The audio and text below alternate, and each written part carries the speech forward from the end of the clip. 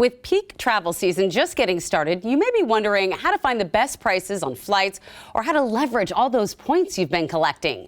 I recently chatted with Brian Kelly, the points guy himself and leading voice in those loyalty programs, credit cards, travel, and he had a few great ideas for us.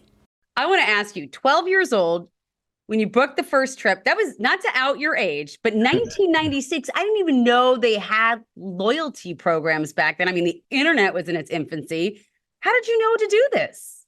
Well, I've always wanted to live a champagne life on a beer budget. My parents always made fun of me. They're like, where'd you come from wanting to take these fancy trips? So, my dad had all these frequent flyer miles and he said, if you can use them, we'll go on a trip. So I called up US Airways, and this tip still is great today. Be very nice to airline phone agents. They have so much power, and if you're nice to them, they can bend all the rules and make trips happen. And that was the beginning in 1995, and here we are today.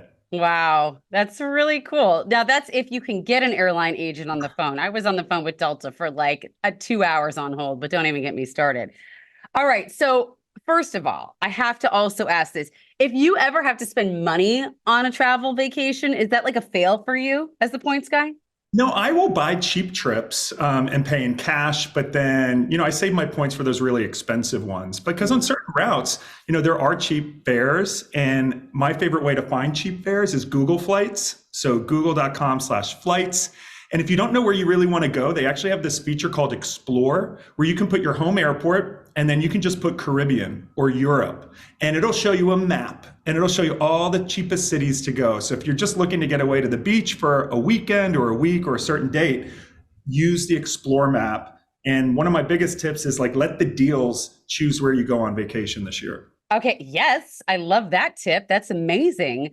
What are other things that travelers aren't doing that they should be doing to save money?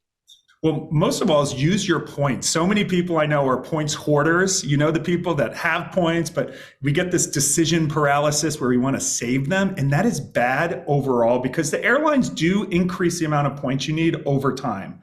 So you don't want to keep this currency that loses value. You want to take the money off the table today. So use your points. And if you don't know how to use points, there's actually several tools now that will kind of like Google Flights does for paid flights. You can use these tools to search for the best award tickets.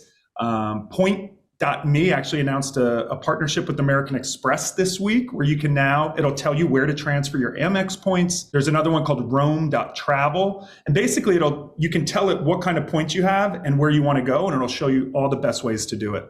Wow. I have to say, I feel like these days my entire spam box is filled with loyalty programs. I think I've been and it's just like Hilton loyalty, Hyatt, all these things, and everything has a loyalty program. So what loyalty programs are worth it and what are just kind of a waste of time? Well, my favorite are the credit card programs where you earn points into the credit card program and then you can transfer to a bunch of different partners because flexibility is key when getting the most value out of your points. If you have, if you fly a certain airline, that's great, but I wouldn't recommend just putting all of your spend on that airline credit card because what you're going to have is a ton of miles in one place, but when you want to stay at a hotel or fly a different airline, you're locked in. So, Amex membership rewards, Chase, Sapphire, Capital One Venture, these credit cards, I'm more loyal to my credit cards than I am specific airlines these days. That's actually really good to know. I appreciate knowing that. All right. So when it comes to those credit cards, what do you recommend that we know about or that we might not know about that we need to know? Well, so the biggest thing is, you can get huge sign-up bonuses from getting a credit card over 100,000 points. You can get on a lot of different cards right now. And at thepointsguy.com, we've got a list of all the best deals.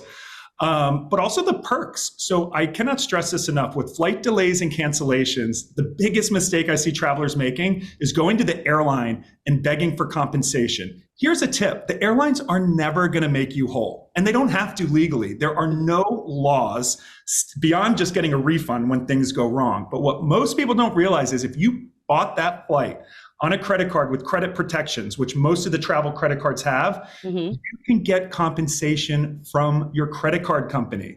So always submit a claim with your credit card if there's a delay or cancellation. It's the credit cards that actually have the money to pay you, not the airlines.